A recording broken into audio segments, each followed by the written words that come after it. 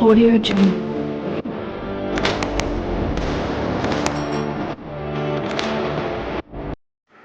Hello दोस्तों, आप सभी कैसे हो।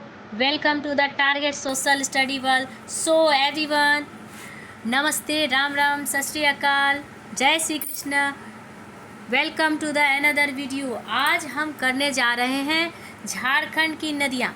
झारखंड की प्रमुख नदी के बारे में हम लोगों को जानकारी प्राप्त होगी और नदी घाटी परियोजनाओं के बारे में, जिसके माध्यम से झारखंड की गहराई को हम अंदर से जान सकेंगे। तो चलिए आज का सेशन स्टार्ट करते हैं। झारखंड की सबसे बड़ी व लंबी नदी कौन सी है? दामोदर नदी। झारखंड की सबसे बड़ी और लंबी नदी दामोदर नदी है। दामोदर नदी की लंबाई कितनी है? 290 किलोमीटर। दामोदर नदी टोरी लातेहार से निकलती है। दामोदर नदी जो है, टोरी नामक नदी कहाँ से निकलती है? लातेहार से निकलती है। दामोदर नदी बंगाल का शोक के नाम से जाना जाता है।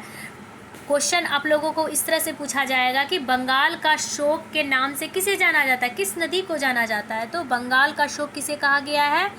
दामोदर को। दामोदर नदी को कहा गया बंगाल का शोक।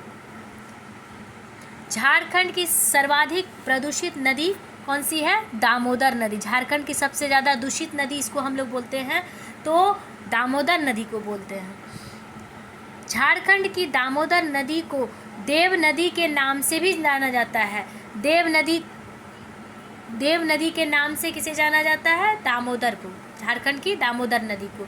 बराकर, बोकारो, कोनरा एवं भेड़ा दामोदर नदी की क्या है? सहायक नदी। दामोदर नदी की सहायक नदी कौन सी है? बराकर, बोकारो, कोनरा और भेड़ा। चलिए, झारखंड की एकमात्र स्वर्ण रेखा नदी जो स्वतंत्र रूप से बंगाल की खाड़ी में गिरती है। जो स्वतंत्र रूप से बंगाल की खाड़ी में कौन सी नदी गिरती है? बताइए आप लोग। स्वर्ण नदी। चलिए, नेक्स्ट टॉपिक आपका रहेगा सेशन स्वर्ण नदी। स्वर्ण रेखा नदी नंगड़ी रांची से निकलती है। क्वेश्चन पूछा जाएगा कि नंगड़ी नदी कहाँ से निकलती है? तो स्वर्ण रेखा नदी नंगड़ी से निकलती है। स्वर्ण रेखा नदी कहाँ से निकलती है? नंगड़ी से निकलती है। झारखंड की स्वर्ण रेखा नदी दक्षिण पूर्व की ओर प्रवाहित होती है। झारखंड की स्वर्ण रेखा नदी किधर कहाँ से प्रवाहित होती है? दक्षिण पूर्व की ओर प्रवाहित होती है। चलिए आगे की ओर बढ़ते हैं। झारखंड की स्वर्ण रेखा नदी के रेत में सोना पाया जाता है। स्वर्ण रेखा इसीलिए कहा गया है, क्यों? सोना पाया जाता है वहाँ पे। तो झारखंड की स्वर्ण रेखा नदी के रेत में क्या पाया जाता है? सोना पाया जाता है। जुमार, रारू, कांची, खरकाई एवं संजय स्वर्ण रेखा की सहायक नदी है। स्वर्ण रेखा की सहायक नदियाँ कौन कौन हैं? जुमार, रारू, कांची, खरकई एवं संजय नदी किसकी सहायक नदी है? स्वर्ण रेखा की सहायक नदियाँ हैं। बराकर नदी हजारीबाग से निकलती है। बराकर नदी कहाँ से निकलती है? हजारीबाग से निकलती है। बराकर नदी का उल्लेख किस ग्रंथों में मिला है? बराकर नदी का उल्लेख जो है हमें बौद्ध ग्रंथों और जैन ग्रंथों से मिलता है। बौद्ध ग्रंथ और जैन ग्रंथ से किसका उल्लेख मिलता है? बराकर नदी का उल्लेख मिलता है। चलिए आगे की ओर बढ़ते हैं। बराकर नदी दामोदर की सहायक नदी है। दामोदर की सहायक नदी अगर पूछा जाएगा तो किसे बोला जाएगा? बराकर नदी को बोला जाएगा। सहायक नदी, दामोदर नदी की सहायक नदी कौन सी हो गई? बराकर नदी। धनबाद एवं गिरिडीह दामोदर नदी के तट पर बसा हुआ है। आपका क्वेश्चन इस प्रकार पूछा जाएगा कि दामोदर नदी के तट पर बसा हुआ शहर कौन सा है? तो आप लोगों को एकदम कुछ नहीं, आंख बंद करके आप लोग को टिक लगा देना है, धनबाद एवं गिरिडीह। चलिए, सोन नदी अमरकंटक की पहाड़ी से निकलती है। अमरकंटक की पहाड़ी से कौन सी नदी निकलती है? तो सोन नदी निकलती है। फिर से, अमरकंटक की पहाड़ी से कौन सी नदी निकलती है? सोन नदी निकलती है। चलिए, सोन नदी झारखंड के किस जिले से सर्वप्रथम प्रवेश करती है? सोन नदी जो है झारखंड के गढ़वा जिले में सर्वप्रथम प्रवेश करती है। सबसे पहले कहाँ से बहती है? सर्वप्रथम प्रवेश करती है तो सोन नदी झारखंड के गढ़वा जिले से प्रवेश करती है। उत्तरी कोयल सोन की सहायक नदी है। पूछा जाएगा कि सोन की सहायक नदी क्या है? कौन सी सहायक नदी है सोन नदी की? तो उत्तरी कोयल। वेरी वेरी इंपॉर्टेंट, ये सभी क्वेश्चन आए हैं। उत्तरी कोयल नदी पिस्का रांची से निकलता है। उत्तरी कोयल नदी कहाँ से निकलता है? पिस्का से। पिस्का कहाँ पे है? रांची में है। उत्तरी कोयल नदी पिस्का से निकलती है। औरंगा एवं अमानत उत्तरी कोयल की सहायक नदी है। उत्तरी कोयल की सहायक नदी कौन सी है? औरंगा एवं अमानत। औरंगा एवं अमानत। औरंगा नदी रांची जिले में निकलती है। औरंगा नदी रांची जिले से निकलती है। किस जिले से निकलती है औरंगा नदी? रांची जिले से निकलती है। अमानत नदी हजारीबाग से निकलती है। अमानत नदी देखिए, औरंगा नदी कहाँ से निकली? रांची से निकली। अमानत कहाँ से निकलती है? तो हजारीबाग से निकलती है। औरंगा और अमानत किसकी सहायक नदी है? उत्तरी कोयल की सहायक नदी है। औरंगा नदी कहाँ से निकलती है? रांची जिले से निकलती है। अमानत नदी कहाँ से निकलती है? तो हजारीबाग से निकलती है। दक्षिणी कोयल नदी नंगड़ी रांची से निकलती है। दक्षिणी कोयल नदी नंगड़ी से निकलती है। दक्षिणी कोयल कहाँ से निकलती है? नंगड़ी से निकलती है। शंख नदी का उद्गम स्थल कौन सा है? उद्गम स्थल गुमला है। शंख नदी का उद्गम स्थल क्या है? गुमला। शंख नदी का उद्गम स्थल गुमला। चिरान, लावा, केदार तथा कोक शंख की सहायक नदियाँ। पूछा जाएगा कि शंख नदी की सहायक नदी कौन कौन सी है? तो चिरा, लावा, केदार, कोक शंख की सहायक नदी है। शंख की सहायक नदी कौन कौन हो गई है? चिरा, लावा, केदार, कोक की सहायक नदी है। कोक शंख की सहायक नदी है।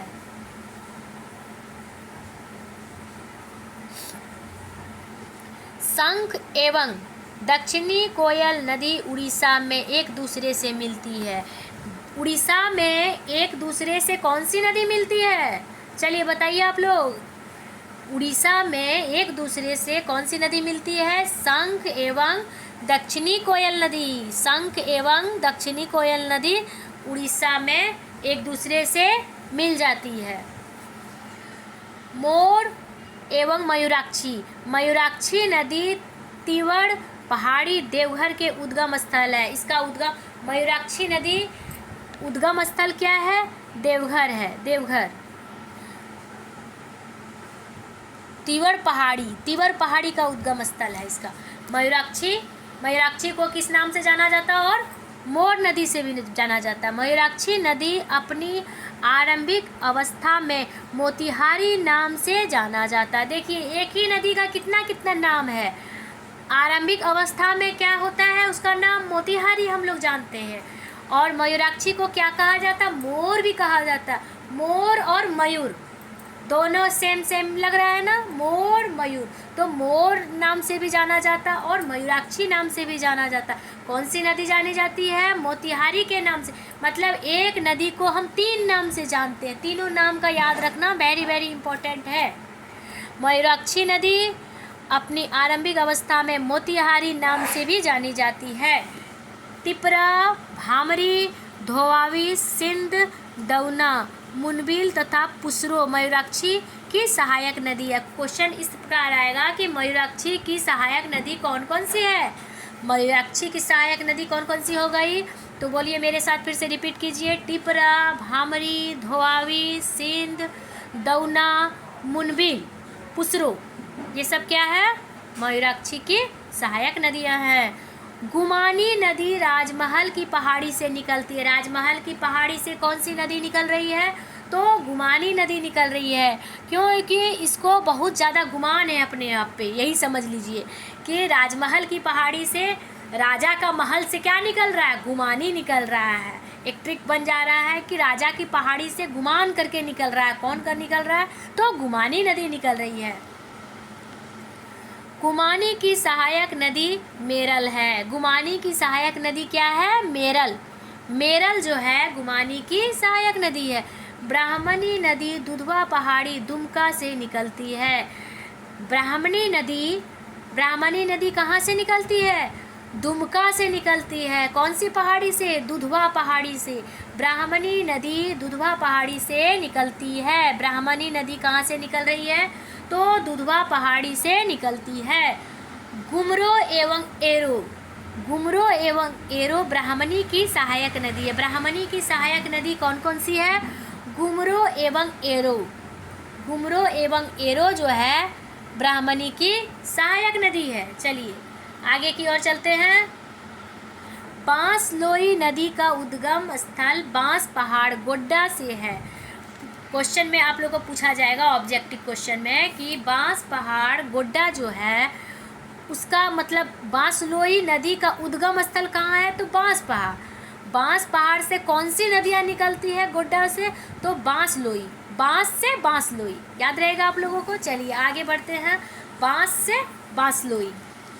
फल्गु नदी का उद्गम स्थल छोटा नागपुर का पठार है। छोटा नागपुर का पठार जो है फल्गु नदी का उद्गम स्थल है। उद्गम स्थल कौन सा है फल्गु नदी का? छोटा नागपुर पठार। फल्गु नदी का मुख्य धारा का नाम निरंजन या लीलाजन है। फल्गु नदी का मुख्य धारा का नाम क्या है? निरंजन या लीलाजन। निरंजन या लीलाजन। कहीं कहीं लीलाजन भी लिखा रहेगा, तो आप लोग को कंफ्यूज नहीं होना है। समझ जाइएगा कि फल्गु नदी की मुख्य धारा का ही नाम लिखा हुआ है, लीलाजन या निरंजन। दोनों एक जैसा सुनने में लग रहा है, निरंजन या लीलाजन।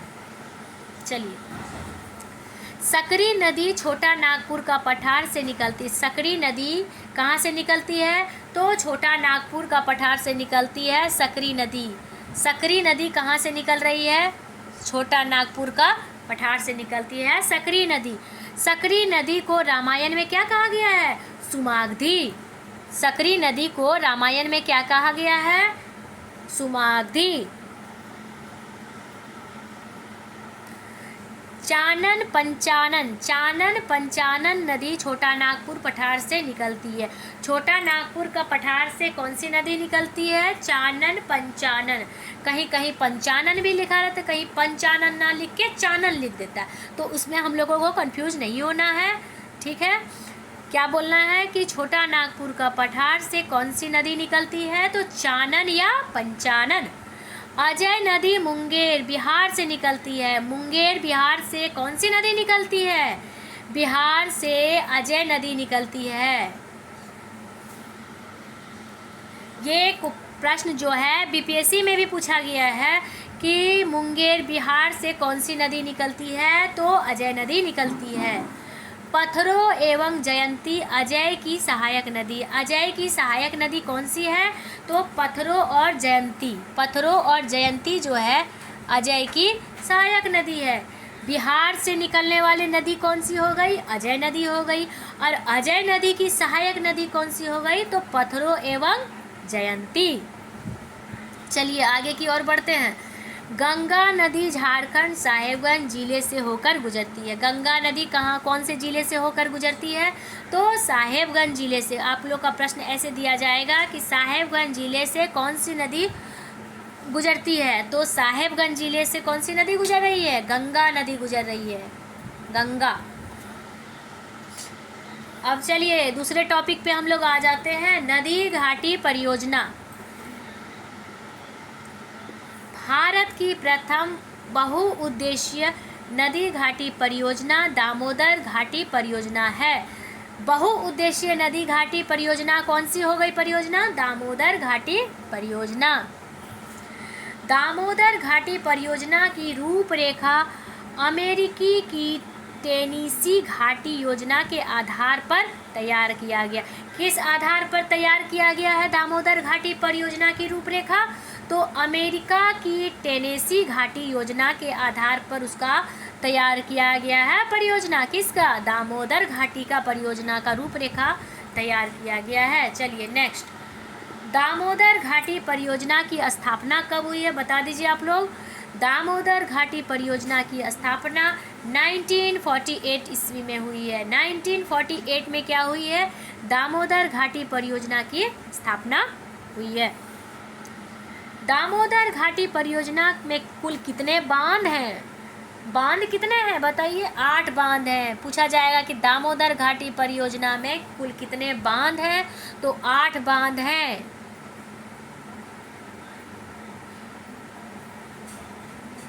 तीन विद्युतीय केंद्रों का स्थापना का प्रावधान किया गया है। किस परियोजना के अंतर्गत?